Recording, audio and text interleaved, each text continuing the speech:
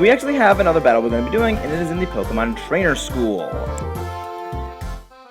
Well, those eyes look creepy. Let's talk to this gentleman over here. The Trainer School exists to meet the demands of trainers who want to know more about Pokemon because they love them. Pokemon have mysterious powers called abilities. Abilities have a variety of effects, and many of the references are activated when a Pokemon is in battle. There's a few that are actually activated outside of battle, which I haven't gone over yet. There's a technique that lets cancel an evolution. I'll read the book about it to you if you're ready. You can surprise a Pokemon and stop its evolution by pressing the B button when a Pokemon is evolving. That's actually very helpful. I mentioned before Pokemon learn moves earlier than their evolved forms, and it does give a legitimate reason to not always evolve Pokemon as soon as possible. Would you like to take a quiz about status conditions? So here's the question. Which of the following cures poison and antidote? Ding ding ding! Right answer. For the next question. The item that cures paralysis is a paralyzed heal, but which of the following is a sleeping Pokemon? An awakening. Ding ding ding! We have a winner. Fantastic answer. You know so much about status conditions. I'll give you this. We got a full heal. This will heal any status condition on a Pokemon, period. It's very good, and we're not going to be getting these for a while, at least purchasable, so I would say get this one for stocking up. Full heal does exactly as the name suggests. It heals all status conditions. It's good to get this early on, just because there are a lot of Pokemon early game that can inflict poison on you, and even like inflict paralysis, and getting stuck with those early in a route where you just can't go heal is something that can suck. And it has actually cost me a couple of playthroughs where I've actually gotten KO'd because my Pokemon got poisoned or paralyzed and just couldn't do anything. Some moves can only be taught with TMs. TMs can be used over and over again, so you might want to use a lot. I love this.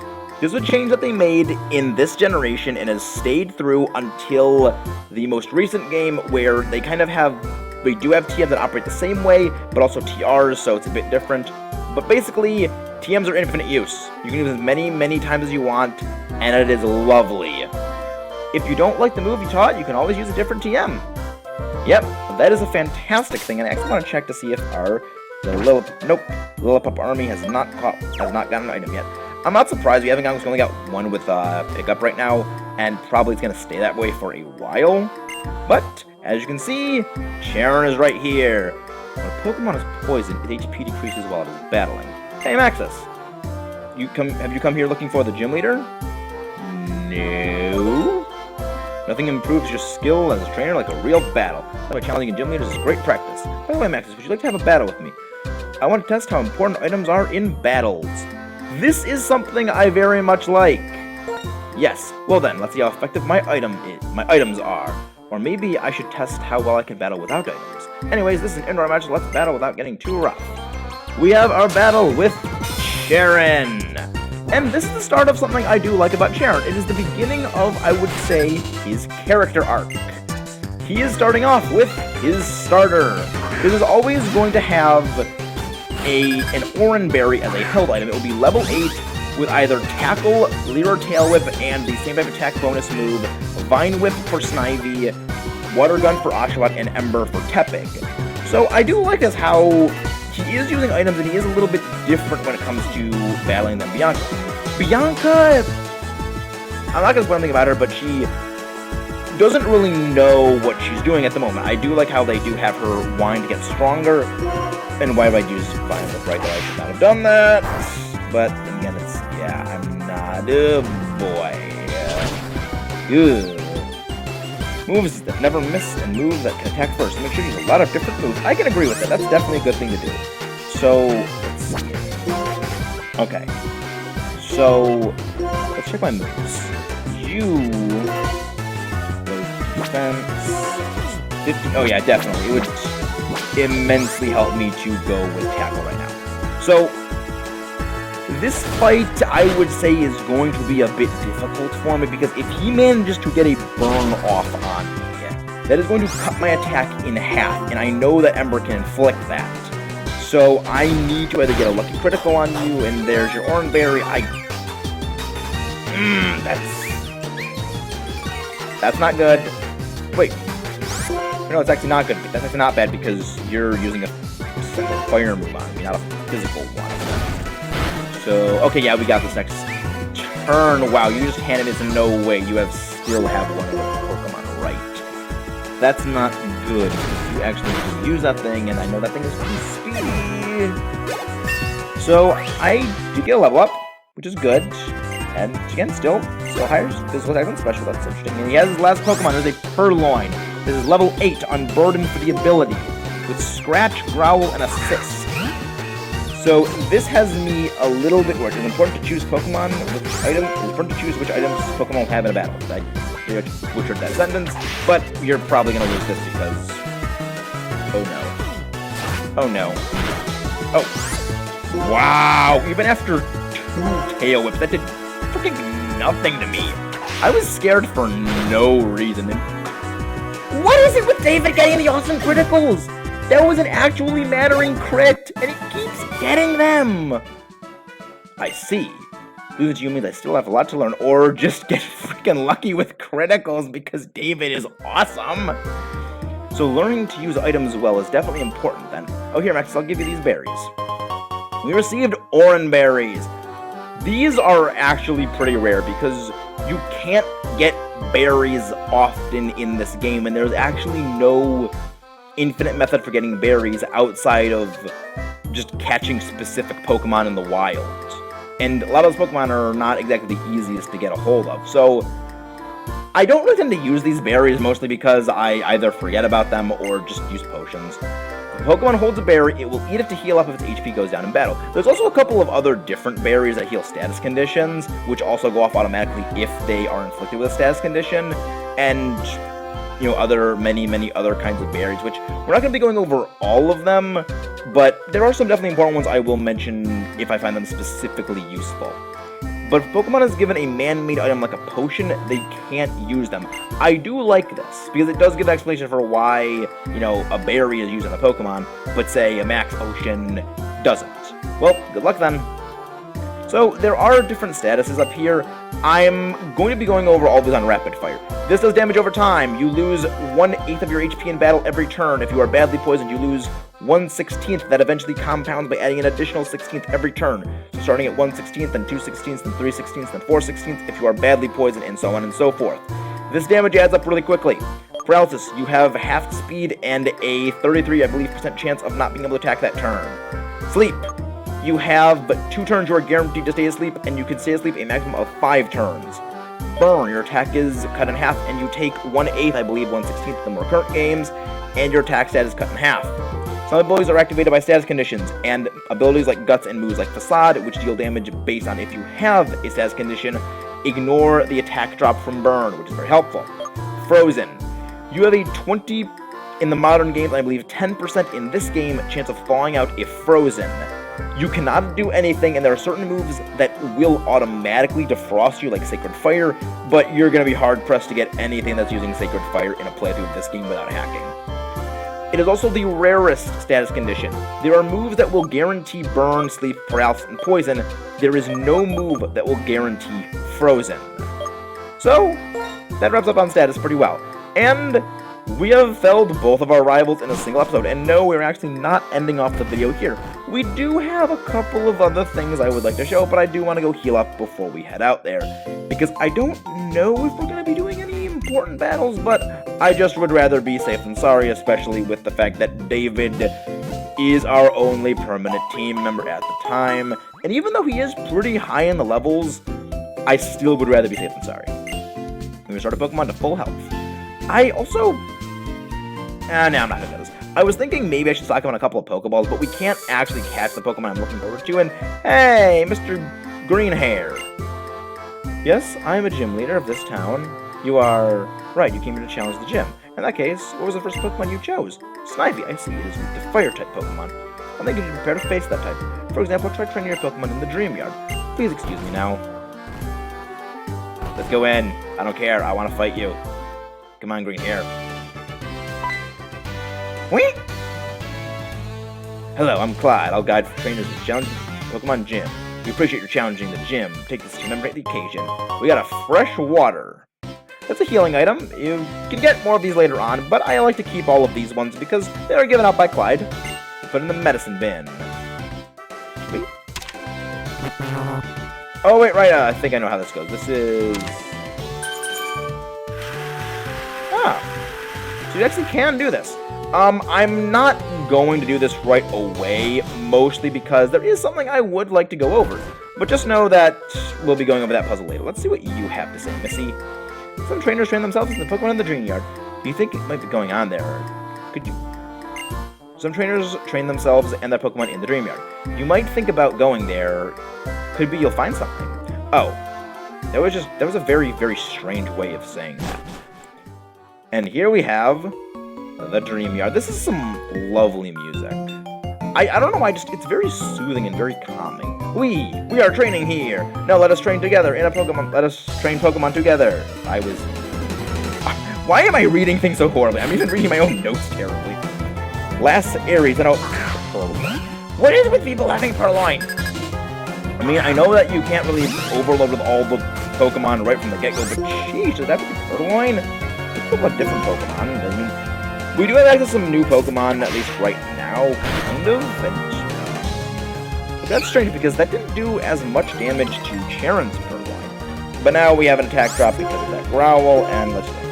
If only this could be the days where this was considered a special move back before the physical special split, even though I don't say that often. Come on, stop using freaking Growl on me.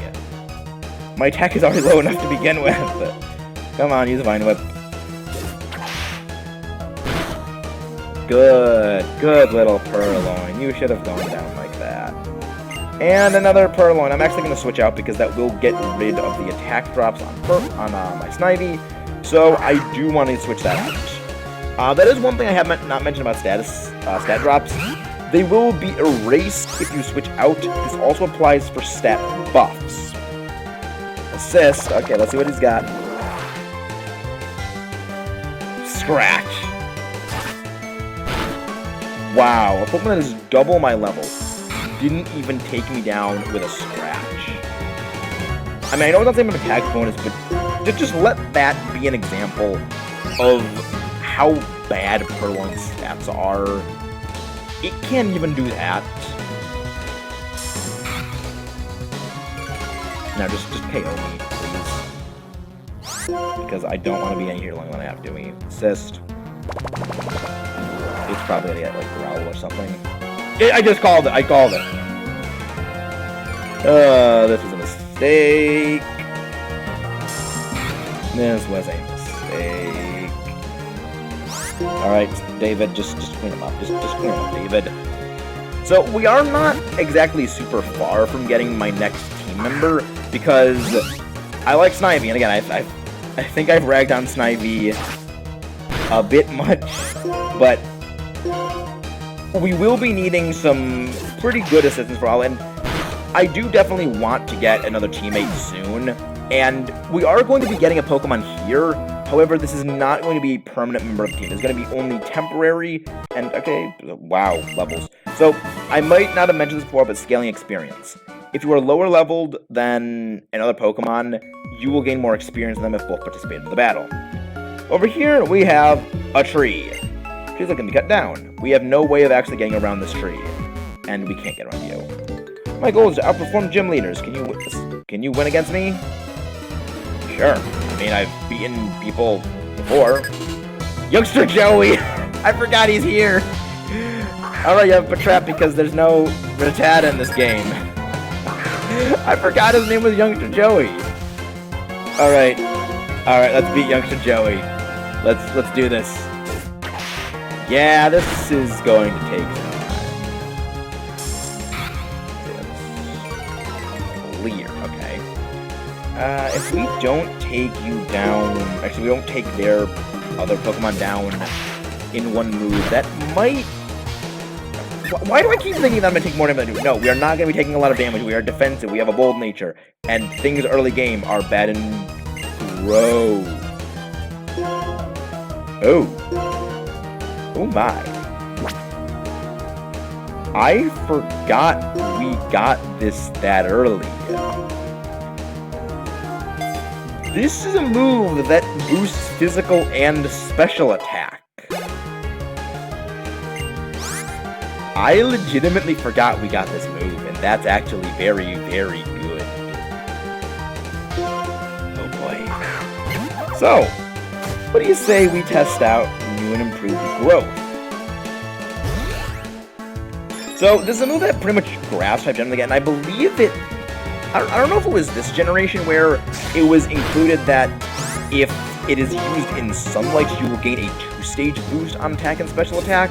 Originally, Growth was actually only a special attack boosting move, but it actually helps so much because it's going to be dealing so much damage now, and it will allow us to circumvent our poor stats. That is one thing about the Unnovan starters I love. They don't have a good stat in one or two places. However, they do possess a method for circumventing their less than stellar stat. Ember has Flame Charge to get around its poor speed. Snivy has Growth and later Coil to get around its poor offensive stats. And Simra has Aqua Jet to get around its lackluster speed. So, again, they have ways of getting around their less than stellar stats, and I love this. So, David is now in a wrecking machine. My Pokemon fought well, didn't they? I would say they did. They fought pretty well. They did teach me a new move, which I'm very glad about. I have my goal. My Pokemon are there for me. That's why I can keep on trying. That's a very good outlook to have.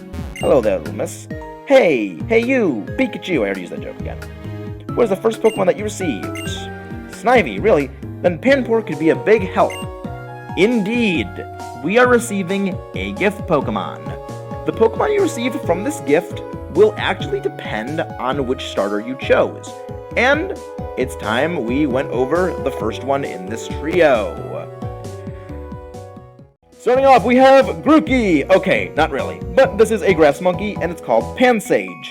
Yes, we do have another grass, fire, water trio. However, the monkey you get corresponds to which starter you picked.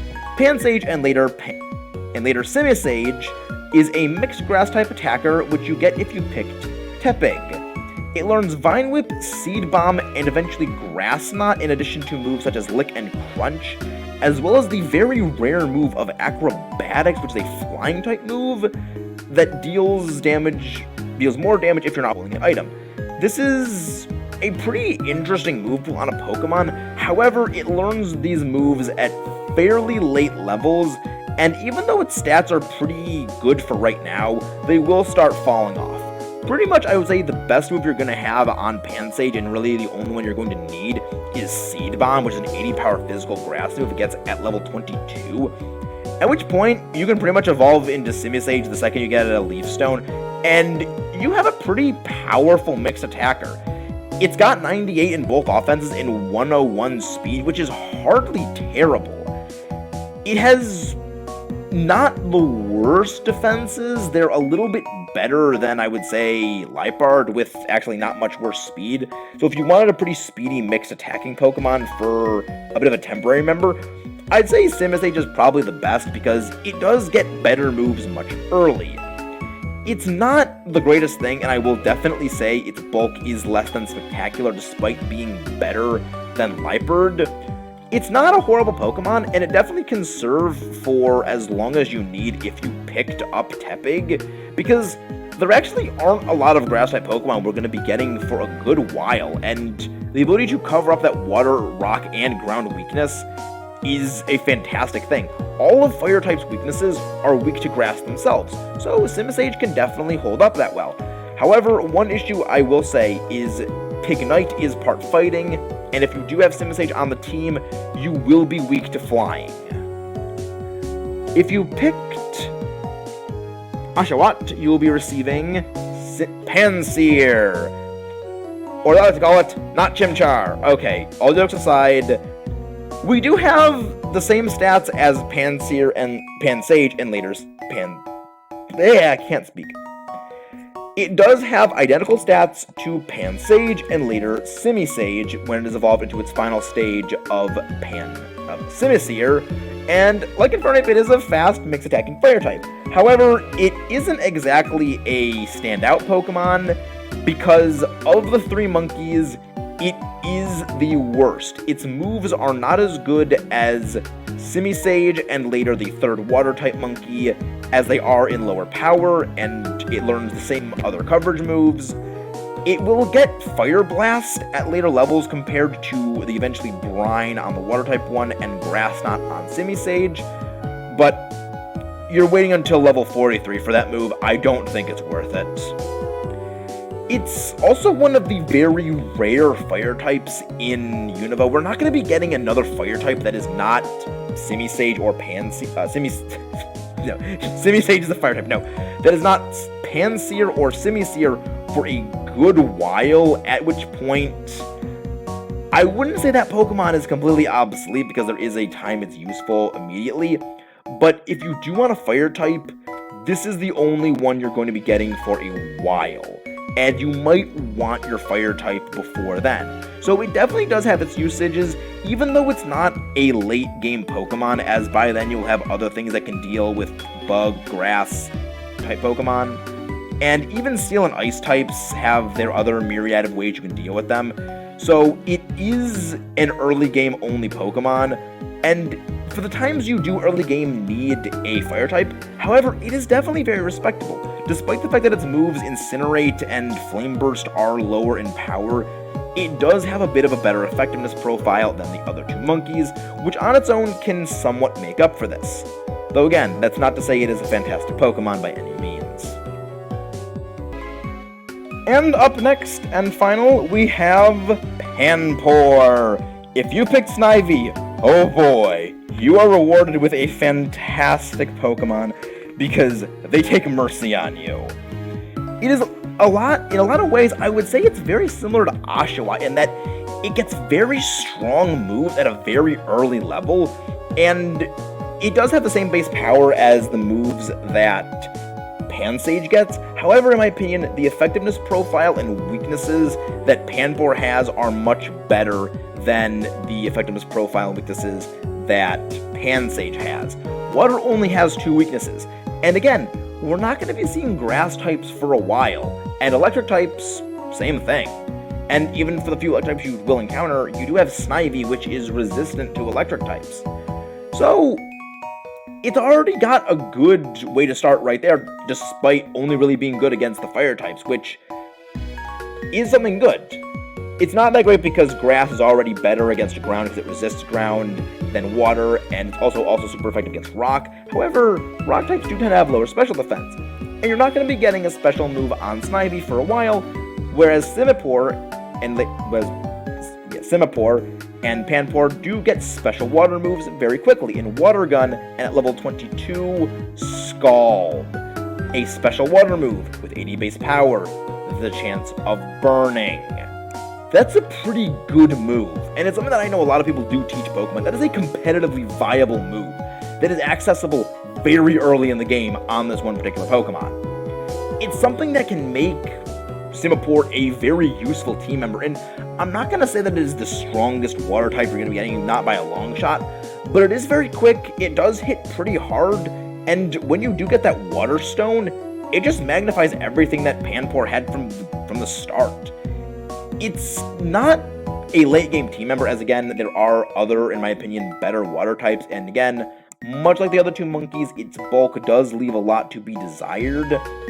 Its sort of late game move that it gets in place of Grass Knot and Fire Blast that Semi-Sage and Semi-Seer have is Brine. This is an interesting move in that it deals double damage if the opponent is at half HP, but its base power is 65, which gets boosted to 130 when they are at below half HP, but this will generally only be a good move if the battle was 3 turns, well, it was 2 turns to begin with, where it took 2 hits to get them down to that HP, and you were going to KO them anyway with the next move. Because if you're doing half HP with a single move, it'll be better to just use that same move again. So I don't think you're missing much by evolving at level 22 than waiting for level 43 when you're only going to get a situationally helpful move. And even then there's moves like Surf and Waterfall, which you can get by HMs, which are also very powerful. So I would definitely say they took mercy on you if you picked Snivy. They give you the best of the monkeys. And that is not to say that you can only get these monkeys in the game where you pick the starter. You actually do have access to all of the monkeys in a little bit. So if you do want to have one for just coverage reasons, like say you do want a fire type, but you didn't pick Tepig, or you don't get Semi-Seer by picking Snivy, by picking Oshawott, you can get one. And again, Semi-Seer isn't the last of them, but it's not terrible, especially when fire is a bit of a good typing. So she will give you a monkey that corresponds to you, and it will already be a pretty useful addition to the team, because as you might have guessed by the comment that green-haired man in front of the gym made, we will actually be needing to fight Pokemon of the... Oh, that's a female Vanpour. That's rare. So she will give you that, and it will already be knowing the same type of attack bonus move of choice. So it is immediately useful from the get-go, which I really like. It makes it so that this thing is not, just a useless gift that, oh, well, here you go, you gotta train up if you want to get the move. It already knows the same type of attack bonus move you're going to want to have it for. So we have an X-Defend right here. I don't generally use X-Defends or really any X items in general, but they can be useful, and now that we do have our Simipour, not Simipour, it's not evolved yet. I'm glad it's not a Simipour, because that way we can't run Scald. But now that we have that, I think it's time we head back to Striaton City, heal up, and get moving out into the gym. I am not going to be nicknaming this as it is not a member of the team, but it is definitely something that I can say I will be using. I'm not a fan of temporary members of teams. It's a bit of a weird thing for me where I feel almost a bit bad for using a temporary member where they help me through, say, a tough battle, and I just kind of discard them after that, where you're only using for one fight. I do like giving my team members a bit more respect than that, and I wouldn't use a temporary member unless absolutely required, or for something like this where it is to show off a very specific mechanic of the game. And honestly, this is one of the only times I am somewhat okay with a temporary member, because the game is, not to spoil anything, the game targets your weakness. Let's see what you have over here, gentlemen. Wait! Welcome to the Striaton Gym. Care for a taste of battle? I'll serve you up the first course. So as you can tell, this is the gym. However, it is also a restaurant. Waiter Maxwell. Maxwell of Team Striaton Gym. The Lillipup level 11. Oh, that's actually pretty strong. So I'm just going to use Growth to boost my stack and special. Like, we don't have any special moves yet, but we got some power, and now let's go for a Vine Whip. Let's see how much this damage actually does. Ow. Just... Ow. David. David is getting all of the good, not pointless criticals. What is this?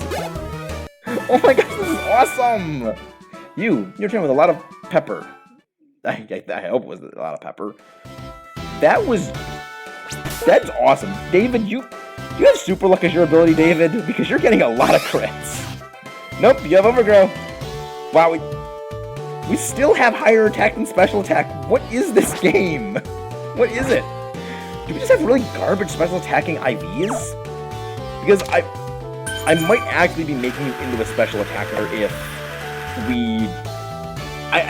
my original plan actually was Coil Leaf Blade, but maybe I might actually consider going mixed on David now. And now we have another battle. So, this is a bit of an interesting gym, and I actually do like the way they structure it.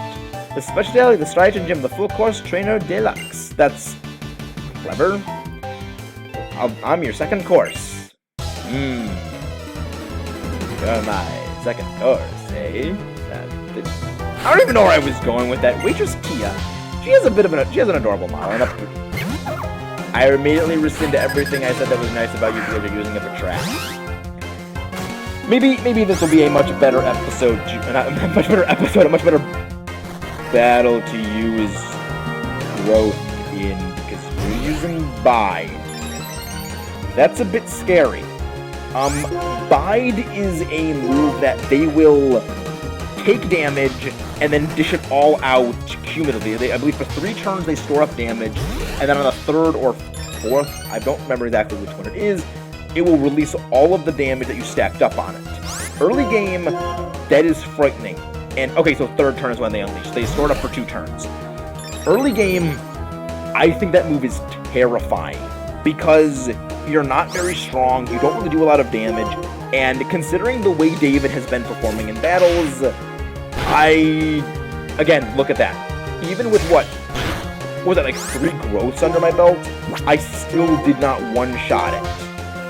I am very glad I went for those 3 growths, because that could have ended me right there. But it doesn't matter because okay, you know what? I will take that pointless critical hit, because you've gotten, what, 5 already that are amazing crits? So, you deserve one pointless critical hit. Alright, take him down.